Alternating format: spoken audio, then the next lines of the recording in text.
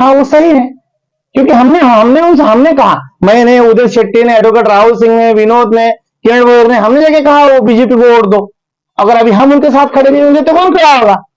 विधायक तो साथ वहां गए भी नहीं होंगे वोट मांगने, हमने उनके लिए वोट मांगा है, तो अपनी जगह पे सही, उन्होंने वोट दिया है तो वो तो बोलेंगे ना आप हमको मदद नहीं कर रहे हो, आप हमको रास्ते पे छोड़ दिए।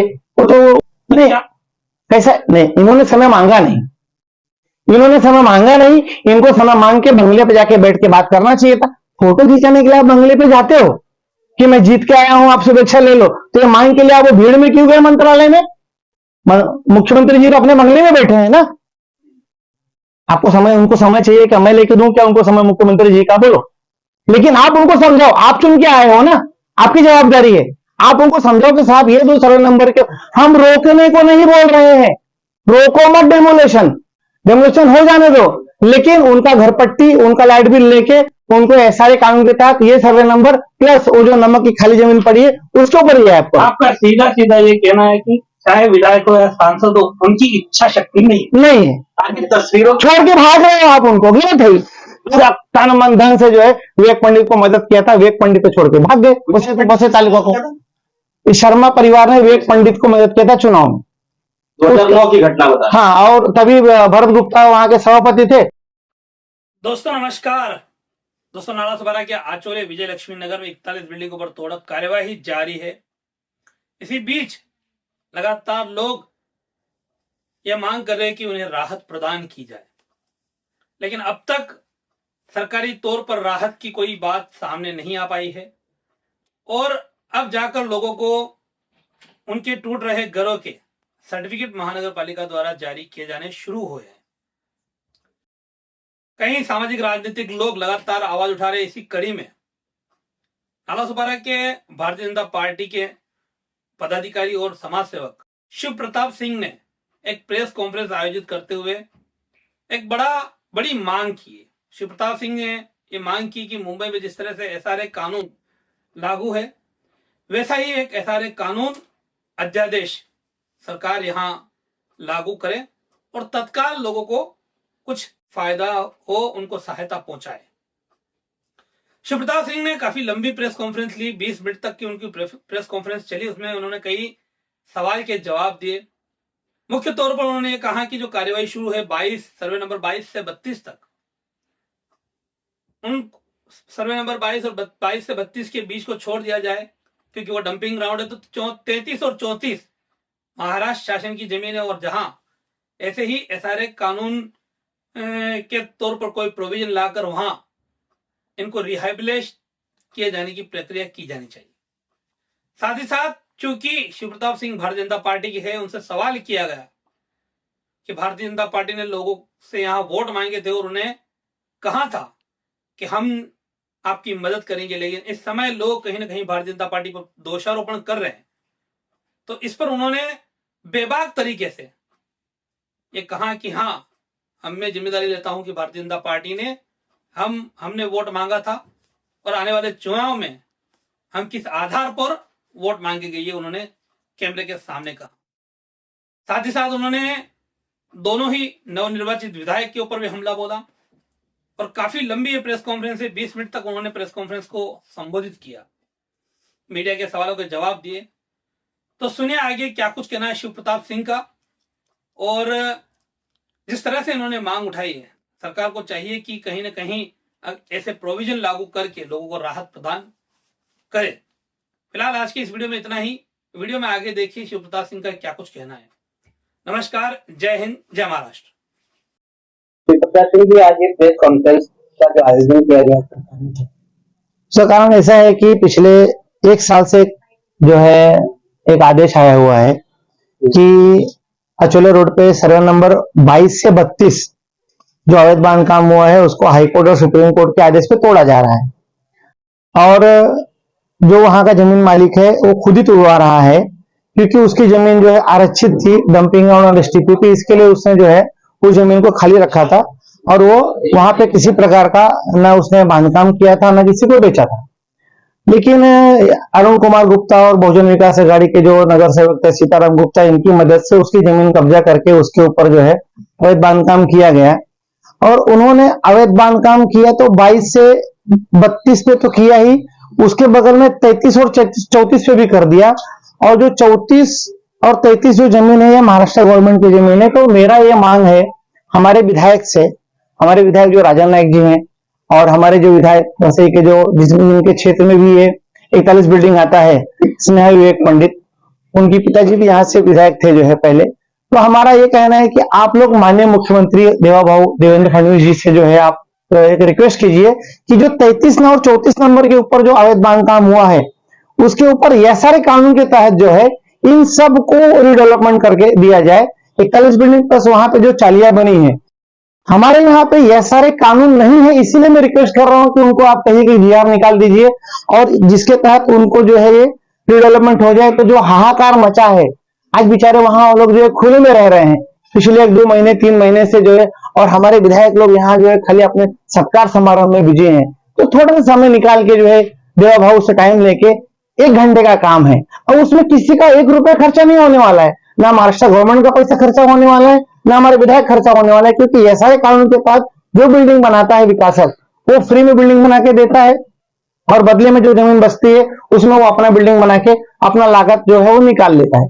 तो इतना छोटा सा काम है, हो सकता है उनको जानकारी नहीं हो कि 33 और 34 नंबर पे भी अवैध बांधकाम हुआ है, इसीलिए वो लोग जाके देवा भाव से ये चीज नहीं मांग रहे हैं।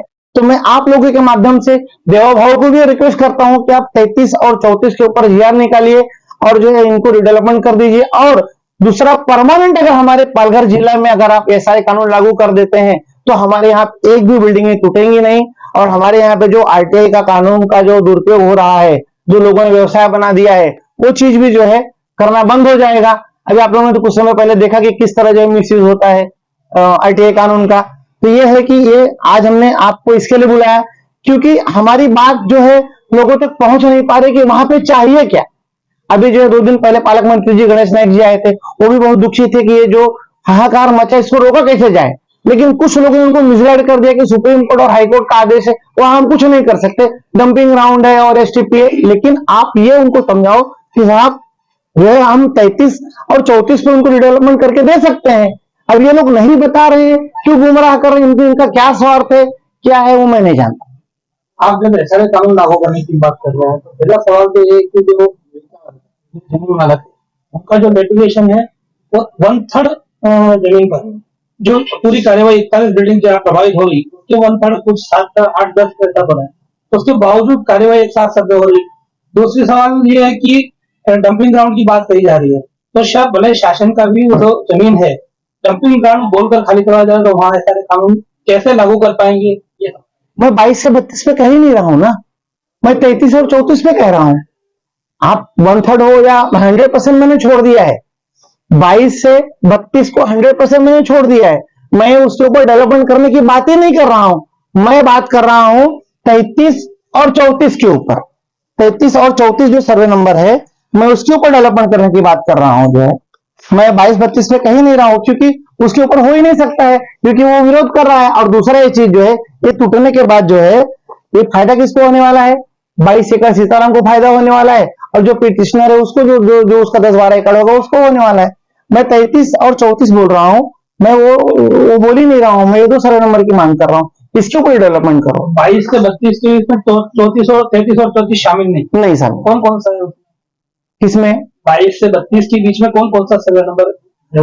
22, 23, 24, 25, 26, 27, 27, 32 तक पूरा है ना, वो पूरा है। 80 बताया जा रहा है। 80 वहां 83 कहाँ है, 83 कोने में होगा, नहीं जानकारी में तो नहीं मेरी 83 है वहां इसमें तो लेआउट में नहीं 83। 33 और 34 में जो महाराष्ट्र शासन का है उस पर क्या मेंशन है, किस चीज के लिए वो आरक्षित है? अभी ऐसा कुछ नहीं है उस पर कोई आरक्षण, आरक्षण 22 से 32 ही है। और उसके बाद उसके बगल में 33 और 34 के बगल में है ना सर्वे नंबर 152 है माणिकपुर, जो कि नमक की जमीन है, वो 100 एकड़ पूरी जमीन खाली है। अगर आपको ऐसा लग रहा है कि 32-33 में नहीं ये लोग एडजस्ट हो पा रहे हैं तो पूरी जमीन खाली है, वहां कोई नमक की खेती होती नहीं।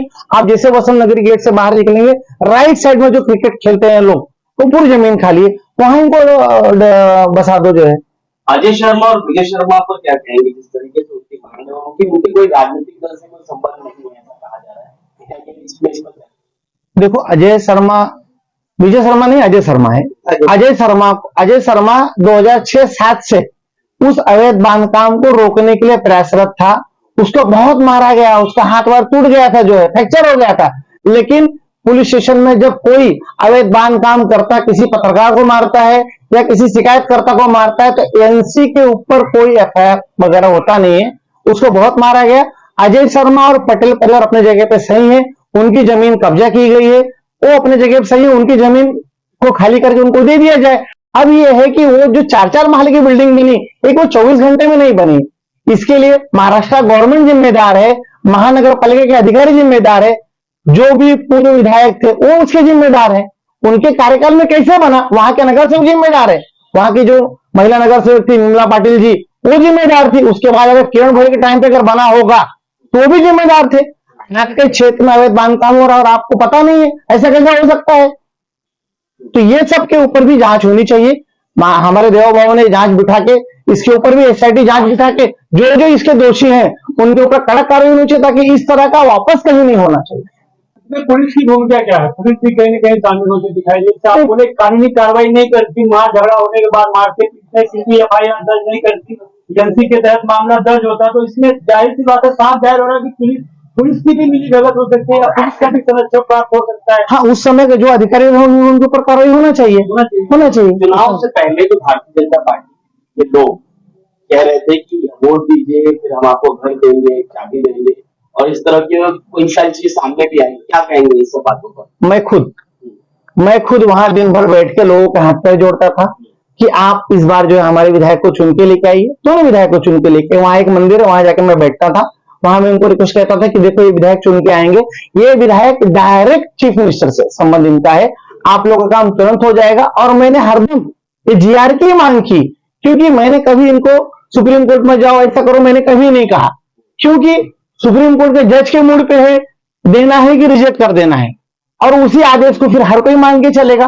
तो मैं डे 1 से, जब से ऑर्डर आया है तब से मैंने कहा है कि जो है आप इनको चुन के दीजिए, वैसे के विधायक को, नाला सत्रह के विधायक को। ये लोग जो है डायरेक्ट देवेंद्र फडणवीस जी हैं, डायरेक्ट देवभाव है, ये लोग उनसे मिलके आपके लिए जीआर निकालेंगे। और जिस तरह उल्लासनगर बचा है, वहां के विधायक ने जिस तरह उल्लासनगर बचा है 2022 में, उस तरह आप बच जाओ। क्या मैंने हरदम ये कहा है। और वहां के लोग बाकायदा लोकसभा चुनाव में जो सन सिटी ग्राउंड में अमित शाह जी आए थे, वहां के लोग बराबर उस रैली में गए थे, लोकसभा का वोट उन्होंने दिया है, विधानसभा का वोट दिया, खुल के वोट दिया है।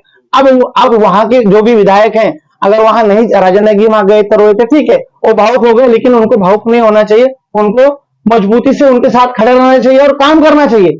वैसे के विधायक के पास तो टाइम ही नहीं। अदृश्य शक्ति क्या है?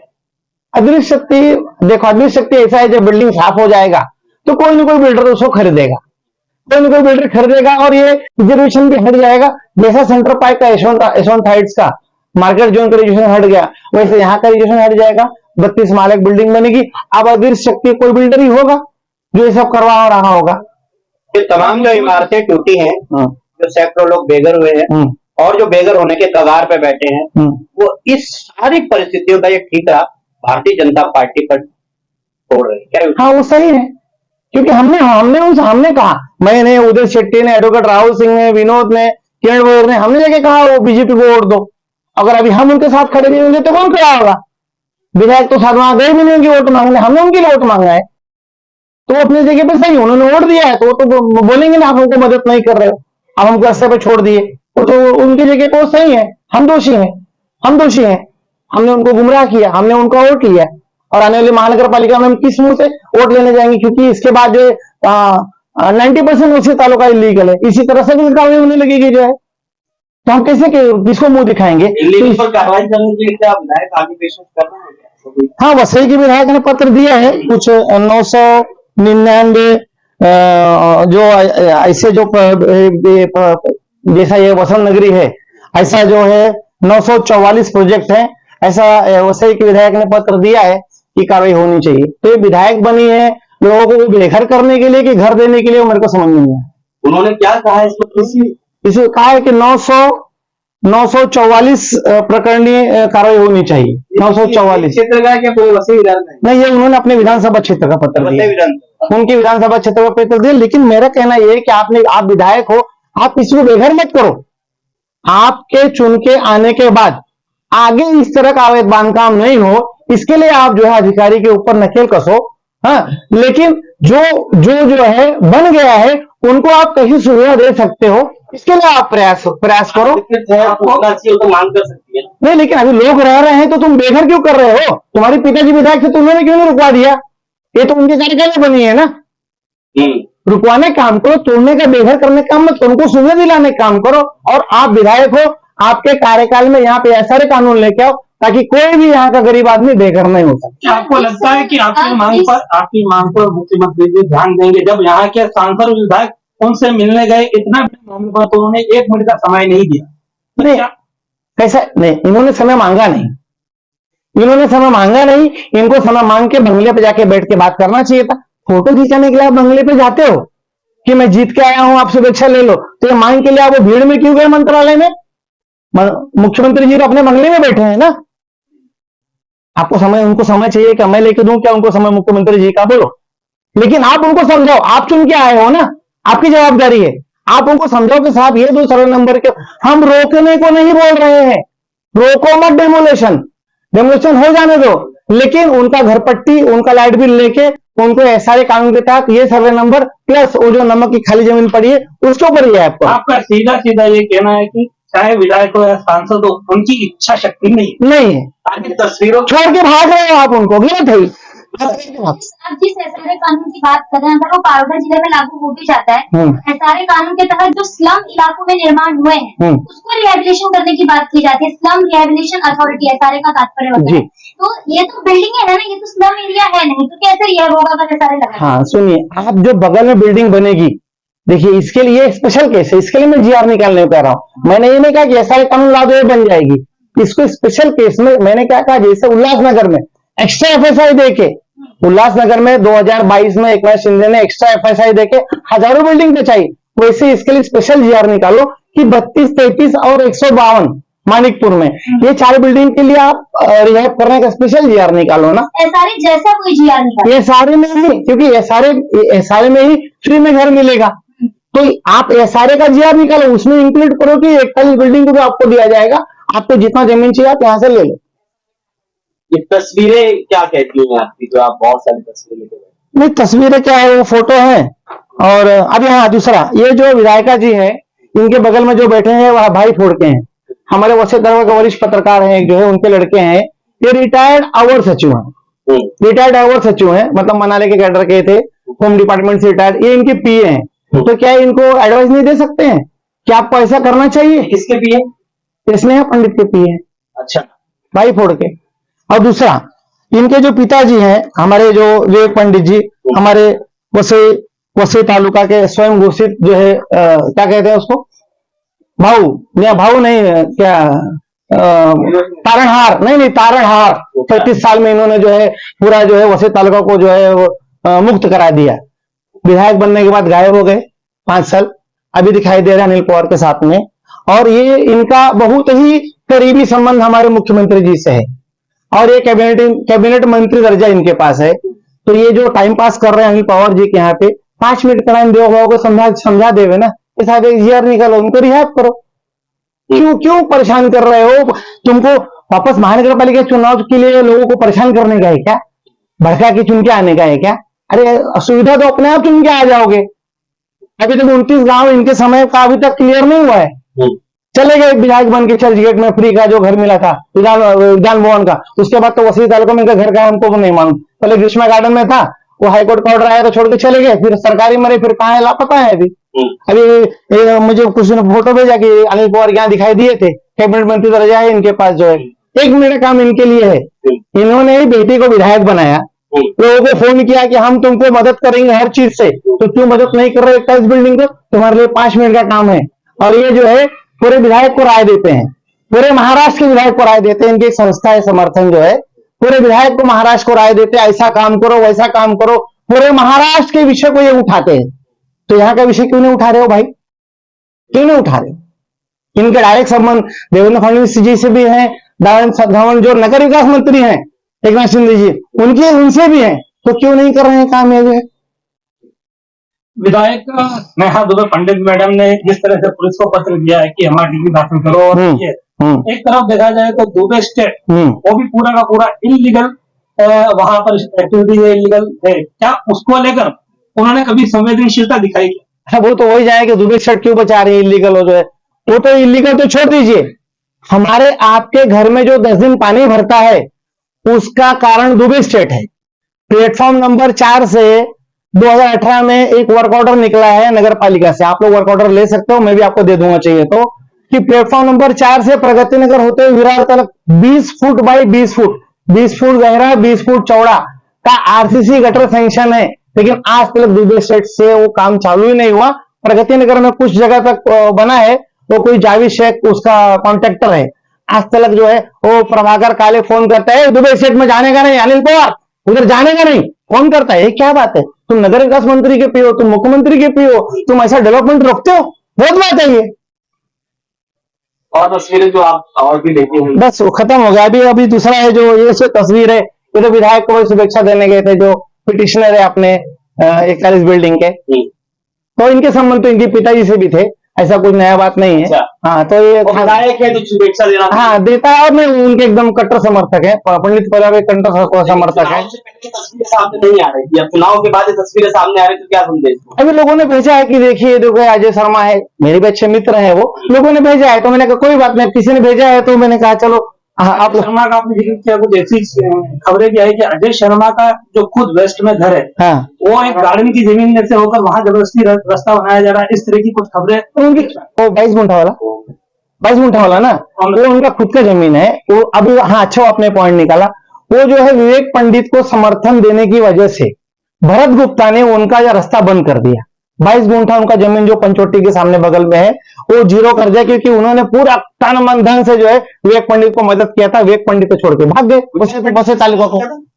इस शर्मा परिवार ने विवेक पंडित को मदद किया था चुनाव में, 2009 की घटना बता। हाँ, और तभी भरत गुप्ता वहां के सभापति थे, उन्होंने जो है उनका रास्ता, जो उनका 22 गुंठे का प्लॉट है उसका रास्ते ब्लॉक कर दिए। लेकिन इस समय ऐसा कहा जा रहा है कि वो वहाँ गार्डन और गार्डन में से फिर वो अपना रास्ता निकाल रहे हैं।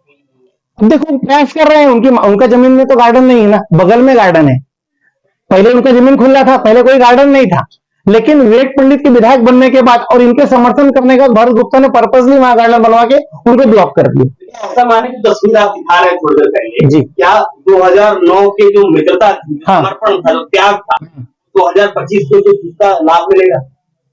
अभी हर कोई सोचता है कि भाई विधायक बने मेरा कुछ भला हो जाएगा, हो सकता है रास्ता उस्ता चक्कर में गए, तस्वीर का कनेक्शन क्या यही है? हो सकता है रास्ता पाने के लिए गए कि विधायक आए, हो सकता है मेरे गार्डन में से 2 फुट 4 फुट रास्ता दे देवे, अब बदले में वो उनका मांग ये है कि मेरे को आप रास्ता, रिश्ता क्या कहलाता है? उनका कहना यह है कि आप मुझे रास्ता दे दीजिए, बदले में आप मेरे से जमीन ले लीजिए, आप वाटर सिस्टम कर लीजिए। हो सकता है उनको लगता होगा कि भाई विधायक है तो मेरे को रास्ता मिल जाए, उसीलिए कर रहे होंगे। आपके हिसाब से ये रिश्ता क्या कहलाता है?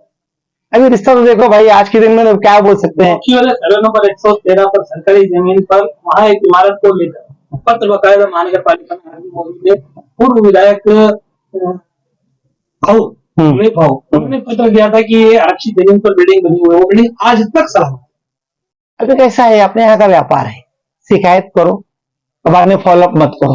ये व्यापार है, इस व्यापार में तो कितने लोग जेल गए, कितने लोग फरार हुए, कितने लोग करोड़पति हो गए इस व्यापार में, तो उसके लिए वो विवेक पंडित बता सकते हैं कि उन्होंने फॉलोअप क्यों नहीं किया आगे। हमारे चैनल सैफ न्यूज लाइव पर अपने व्यापार और सेवा से संबंधित विज्ञापन प्रसारण हेतु दिए गए मोबाइल नंबर पर संपर्क करें।